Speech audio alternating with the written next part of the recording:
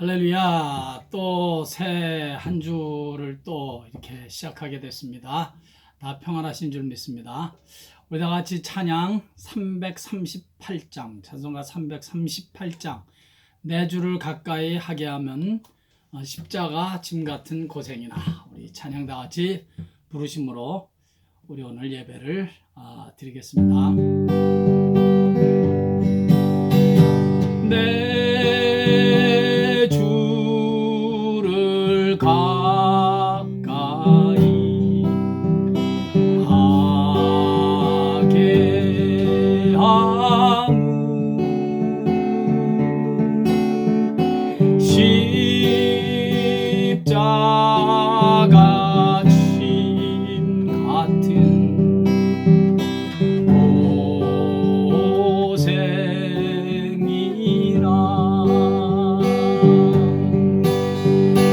내 일생 소원은 늘 찬송하면서 주께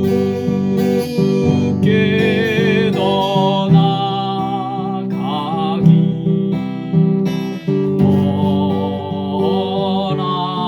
원합니다. 전성에 가는 길, 전성에 가는 길, 험하여도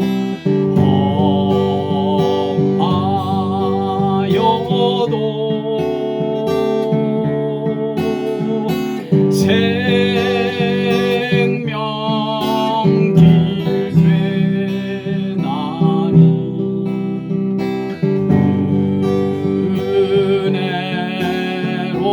은혜로다. 천사날 부르니 늘 찬송, 천사날 부르니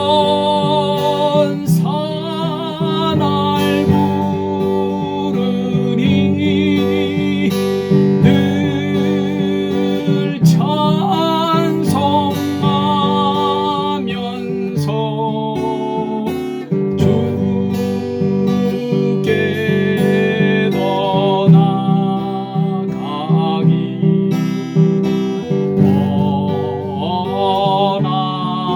원합니다. 야곱이 잠께요. 야곱이 잠께요.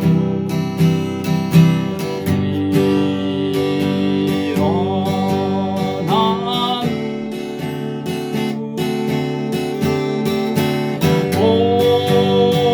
돌단을 쌓고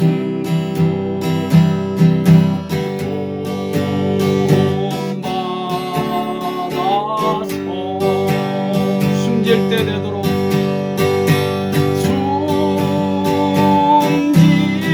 숨질 때 되도록 늘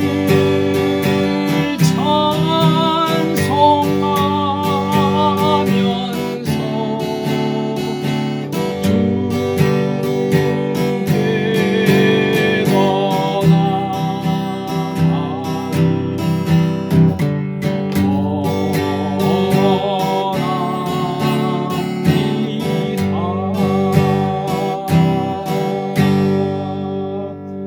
아버지 하나님 감사합니다. 오늘도 이렇게 건강한 몸으로 이 하루를 찬양 드리면서 예배 드리면서 맞이할 수 있게 하시니 주님 감사합니다. 세상은 요란하지만 혼란스럽지만 저희들의 영혼은 더욱더 주님에게만 그럴수록 더욱더 집중돼서 우리 주님을 더욱더 바라보며 오늘 이 주어진 하루의 삶을 성공으로 이끌기 위해서 다시 한번 영적으로 힘을 얻는 그런 복된 예배 되도록 은혜 베풀어 주시옵소서. 시종으로 온전히 주님께만 의탁드리며 예수님의 귀하신 이름으로 감사하며 기도하옵나이다. 아멘. 우리 하나님의 말씀은 사도행전 9장 말씀을 한 번 더 다시 읽겠습니다. 사도행전 9장 23절에서 25절 23절에서 25절 203페이지 사도행전 9장 23절에서 25절 시작. 여러 날이 지나매 유대인들이 사울 죽이기를 공모하더니 그 계교가 사울에게 알려지니라. 그들이 그를 죽이려고 밤낮으로 성문까지 지키거늘 그의 제자들이 밤에 사울을 광주리에 담아 성벽에서 달아 내리니라. 아멘. 하나님께서 우리 인생들에게 결코 알려주시지 않은 것이 두 가지가 있죠. 먼저는 예수님의 재림의 날입니다. 예수님께서 이 땅에 다시 재림하시는 날이 가까이 오면 이런저런 징조들이 있을 것이다 라는 말씀은 주님께서 하셨지만 예수님의 그 정확한 재림의 날짜는 알려주시지 않았습니다. 그러므로 예수님의 재림 날짜를 소위 예언한다든지 또는 그 예수님의 재림 날짜를 알려고 하는 것도 아주 잘못된 일입니다. 물론 예수님은 반드시 재림하십니다. 세상이 혼란스러워질수록 우리 믿는 자들은 예수님의 재림을 더욱더 소망하고 기다리게 됩니다. 그러나 진정으로 예수님의 재림을 믿고 기다리는 자는 당황하지도 말고 허둥지둥대지도 말고 주어진 삶에 여전히 성실하게 살면서 맡겨진 일에 성실하게 충성하며 살아야 되는 것입니다. 남편은 남편으로서, 아내는 아내로서, 자녀는 자녀로서, 부모는 또 부모로서, 고용인은 고용인으로서, 고용주는 고용주로서 자기에게 맡겨주신 일을 성실하게 잘 감당하는 것입니다. 말할 것도 없이 우리 믿는 자들, 교회를 섬기는 자들은 요동하지 말고 맡겨진 직분에 충성하며 더욱더 경건과 거룩한 일에 깨어서 힘써야 할 것입니다. 일반적으로 알고 있기는 주님은 도적같이 이 땅에 다시 오신다, 그렇게 말하지 않습니까? 맞습니다. 주님은 밤에 도적같이 오신다고 성경에 말씀하십니다. 그런데 주님이 다시 재림하신다는 사실을 이미 알고 있었기 때문에 믿음으로 이렇게 살아왔고 믿음으로 그날을 소망하며 준비하면서 살던 자들에게는 주님의 재림은 더 이상 도둑같이 임하는 것이 아닙니다. 오시는 줄 분명히 알았는데요, 더 이상 도적같이 오시는 것이 아니죠. 주님의 재림을 믿지 못하고 그 말을 알지 못하는 또는 믿지 못하던 자들에게 주님의 재림은 도적같이 임하게 되는 것입니다. 여러분, 도둑이 나 몇 날 몇 시에 너희 집에 도둑 간다, 도둑질하러 간다, 그러고 도둑질합니까? 아니죠. 도둑은 갑자기 들이닥칩니다. 믿지 않는 자들에게 있어서 주님의 재림은 그렇게 갑자기 임하는 사건이 되는 것입니다. 그러나 평소에 우리 주님의 재림을 믿고 기다리고 있던 자들에게 주님의 재림은 더 이상 도적같이 임하는 것이 아닙니다. 데살로니가전서 5장에서 4장 6절 말씀을 한번 잘 들어보십시오. 데살로니가전서 5장 4절에서 6절까지. 형제들아, 너희는 어두움에 있지 아니하며 그날이 도둑같이 너희에게 임하지 못하리니 너희는 다 빛의 아들이요 낮의 아들이라. 우리가 밤이나 어둠에 속하지 아니하나니 그러므로 우리는 다른 이들과 같이 자지 말고 오직 깨어 정신을 차릴지라. 그날이 더 이상 도둑같이 너희에게 임하지 못한다, 그렇게 분명히 말씀하고 계십니다. 믿는 자들은 어둠에 속한 자가 아니라 빛에 속하는 자녀이기 때문에 빛 대신 예수 그리스도에게 속한 자답게 깨어 있으라는 것입니다. 이제까지 주님의 재림을 기다리고 믿고 소망하며 살아오던 대로 어둠의 일을 버리고 빛의 자녀들처럼 계속해서 살아가라는 것입니다. 특별히 유별난 일을 할 필요가 없다는 것입니다. 더욱더 경건과 거룩한 일에 힘쓰며 사는 것뿐입니다. 더욱더 말씀과 기도로 내 영혼을 무장하면서 주님 만날 날을 소망하면서 사는 것, 그렇게 기다리며 사는 것이라는 것입니다.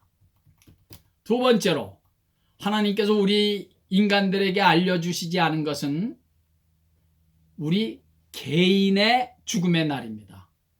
언제 주님께서 우리를 천국으로 부르실지 그날을 역시 우리 주님께서는 우리들에게 알려주시지 않습니다. 내가 죽는 날을 안다면 물론 좋은 점도 있겠지만 제가 보기에는 좋지 않은 점이 훨씬 더 많을 것 같습니다. 건강하신 분이 갑자기 돌아가시는 경우를 우리는 자주는 아니지만 전혀 없지는 않잖아요. 우리 얼마 전에도 우리 사랑하는 한 장로님께서 교통사고로 갑자기 돌아가셨습니다. 우리 모두 너무나 놀라지 않았습니까? 아직까지도 그게 잘 실감이 안 날 때가 있어요. 왜 그렇게 건강하시고 믿음 생활을 잘 하시던 장로님께서 그렇게 갑자기 돌아가셔야 했는지 유가족은 말할 것도 없고 우리 모두 정말 당황했습니다. 그런데 여러분, 저는 평소에 늘 이렇게 생각합니다. 남은 유가족들에게는 참으로 황당하고 당황스러운 일이지만 갑자기 돌아가신 본인에게는 저는 축복이라고 그렇게 생각합니다. 큰 병이 있어서 막 수술을 몇 차례 받고 그로 인하여 병원에 막 오래오래 입원하면서 가정고통을 다 받으며 치료받는 거 그거 하루 이틀이지 장기간이 되면 본인은 말할 것도 없고 그 주위에 있는 가족들에게 얼마나 고통스러운 일입니까? 그런 의미에서 갑자기 돌아가시는 것도 저는 축복이라고 생각합니다. 물론 예수 믿고 구원받은 것이 확실하다면 말입니다. 제 아버님은 96세로 지금 양로병원에 계십니다. 하루 종일 누워 계시거나 아니면 휠체어에서 간호사들의 도움이 없이는 아무 일도 하실 수가 없으십니다. 식사도 화장실도 목욕도 다 도우미들의 도움을 받으셔야만 할 수 있습니다. 그래도 꽤 괜찮다는 양로병원인데 막상 가보면 그 모습이 너무 거기 계신 분들의 그 분위기 모습들이 너무 참 마음이 안타깝습니다. 그곳에는 두 발로 서서 걸어 다니시는 할아버지 할머니는 한 분도 안 계십니다. 그들의 그 초췌하고 바짝 마르시고 힘없으신 그 모습은 정말 보는 것 자체가 너무 힘듭니다. 그것에 비하면 갑자기 돌아가시는 거 물론 가족들에게는 너무 당황스러운 일이지만 돌아가신 본인에게는 저는 정말 축복이라고 생각합니다. 이런 양로병원의 그 힘든 그런 과정을 지나지 않는다는 거 저는 정말 축복이라고 생각합니다. 예수의 피로 죄 용서함 받아 구원받은 천국 백성이 된 것이 확실하다면 말입니다. 질병 없고 눈물 없고 고통 없고 각종 사고도 없고 죽고 죽이는 일도 없고 전쟁 없고 싸움 없고 코로나 바이러스 같은 못된 병균도 없고 팬데믹도 없는 그 완전한 천국에서 주님의 얼굴을 맞대어 보면서 그 황금길을 걸으며 천국을 즐기고 계실 텐데 본인은 얼마나 좋으시겠습니까? 왜 주님께서 이 좋은 천국에 나를 좀 더 빨리 데려오시지 않았나? 아마도 그러시지 않겠나? 저는 그렇게 생각합니다. 그래서 여러분, 저는 개인적으로 이런 기도를 하곤 합니다. 저녁에 잠자리에 눕고 아침에 눈을 뜨면 거기가 천국이 되게 하시옵소서. 그렇게만 된다면 세상에 그런 죽음처럼 축복된 죽음은 없겠다 싶습니다. 그런데 다시 한번 말씀드리거니와 주님께서는 우리가 죽는 그날을 알려주시지 않으십니다. 그러나 그럼에도 불구하고 확실한 것 한 가지 있습니다. 적어도 우리 그리스도인 하나님의 자녀들은 하나님께서 우리에게 맡겨주신 그 사명이 다하기 전까지는 절대로 죽지 않는다는 사실입니다. 그것이 오늘 본문의 도전입니다. 사도 바울 보십시오. 유대인들은 사도 바울을 죽이겠다고 공모를 하고 이를테면 암살단을 조직하고 계획을 세워도 하나님께서 사도 바울에게 맡기신 그 사명이 다 완수되기까지는 사도 바울은 결코 죽지 않을 것입니다.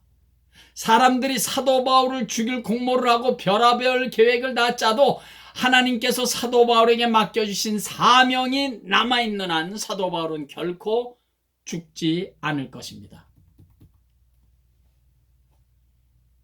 유대인들이 사도 바울을 죽이기로 공모를 하고 치밀한 계획을 짰습니다.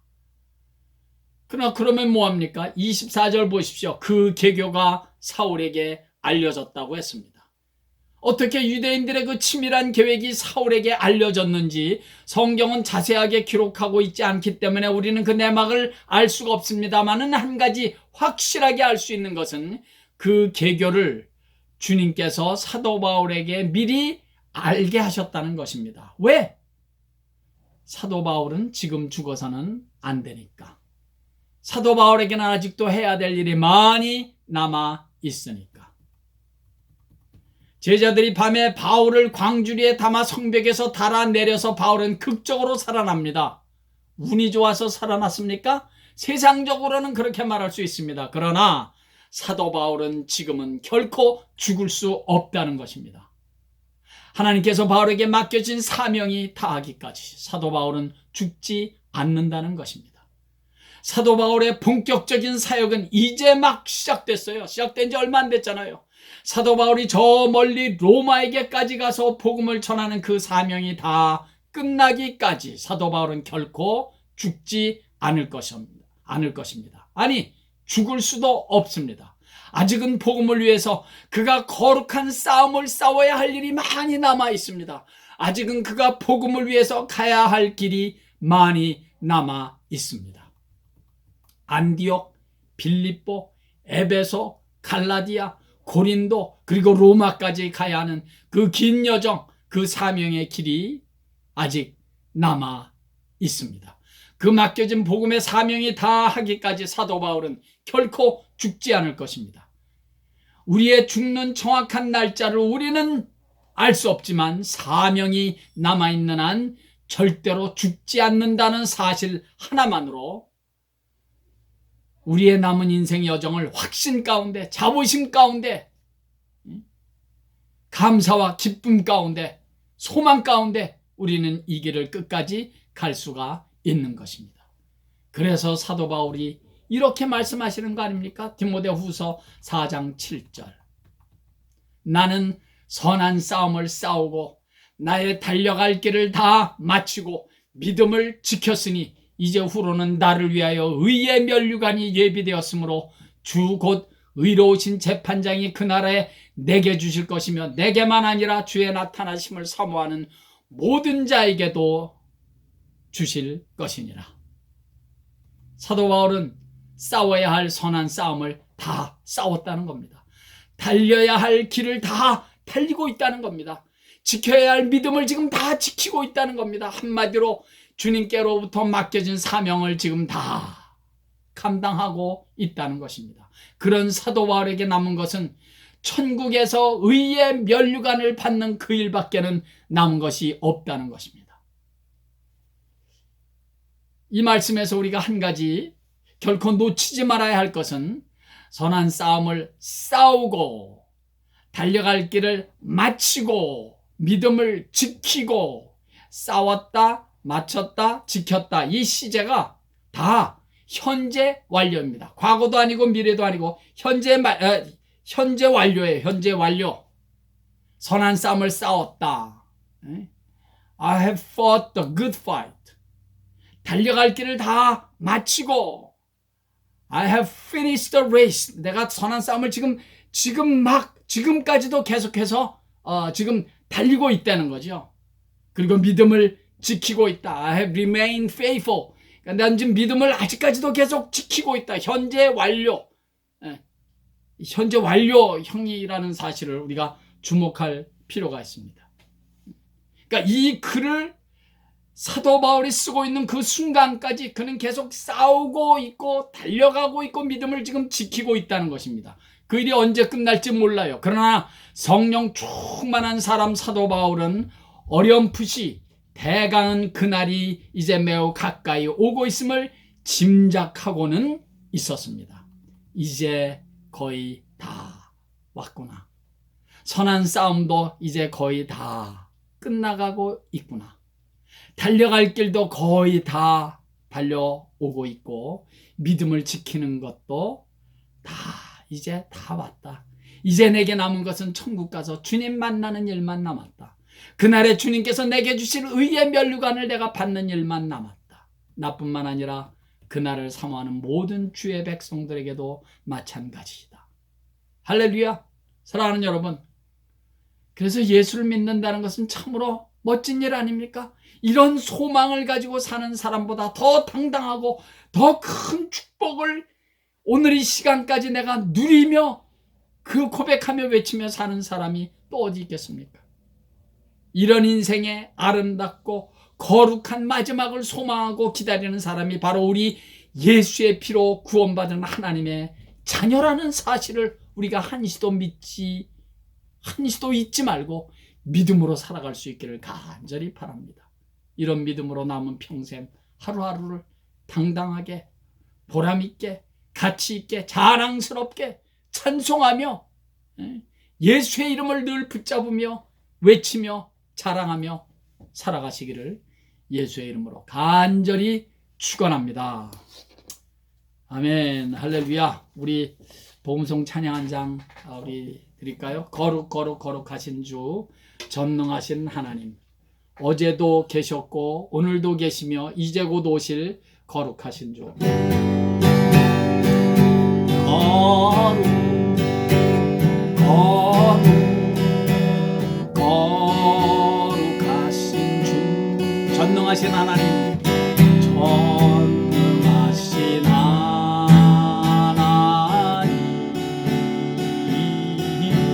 거룩 거룩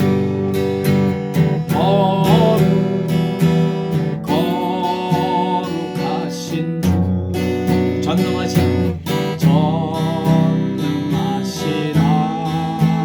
하나님, 어제도 계셨고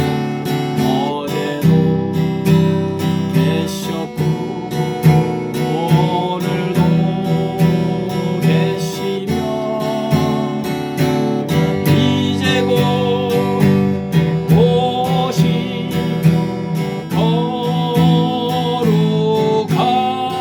거룩하신 주, 예수 나의 주, 예수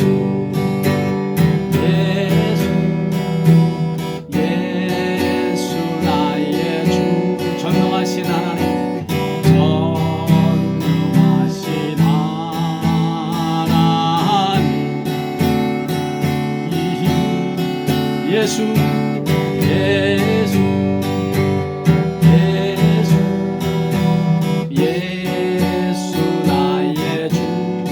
전능하신 하나님, 어제도 계셨고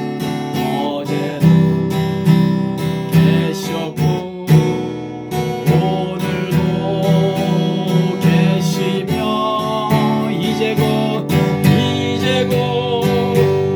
오실 예수 나의 주, 예수 나의 주, 존귀하신 주,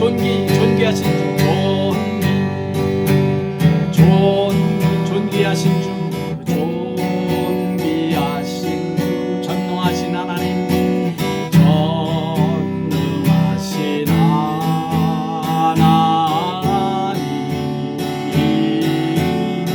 존귀하신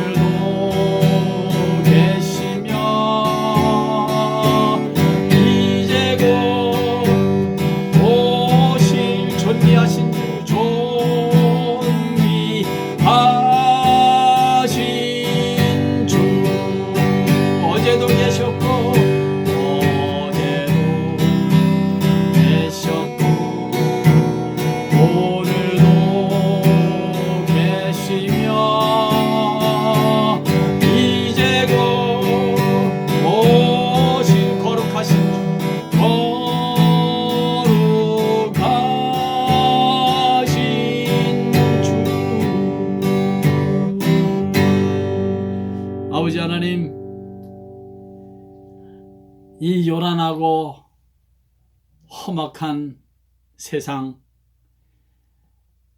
진실로 인간적으로는 도무지 소망이 보이지 않는 이 세상, 이 가운데서 저희들에게는 예수를 믿고 영접할 수 있는, 그리고 그분을 의지하며 살아갈 수 있는 이 귀한 주님의 자녀의 특권을 허락하신 것을 이 시간을 빌어 다시 한번 감사 찬송을 드리옵나이다.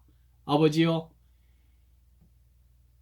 이 험한 세상 가운데서 저희들에게 이런 귀한 특권, 하나님의 자녀의 특권을 드리며 살게 하심은 아직 이 땅에서 저희들이 감당해야 될 사명이 있는 줄 아오니, 아버지여, 이 세상에 이 땅 위의 것에 소망을 두지 말고 영원한 것, 신령한 것, 저 천국에 소망을 두며 이 땅 위에 사는 날 동안 주님께서 내게 맡겨주신 그 사명을 감당하기 위해서 늘 경건과 거룩, 말씀과 기도로 깨어 있어 주님 만날 그날을 준비하는 우리 믿음의 자녀들 다 되게 해 주시옵소서.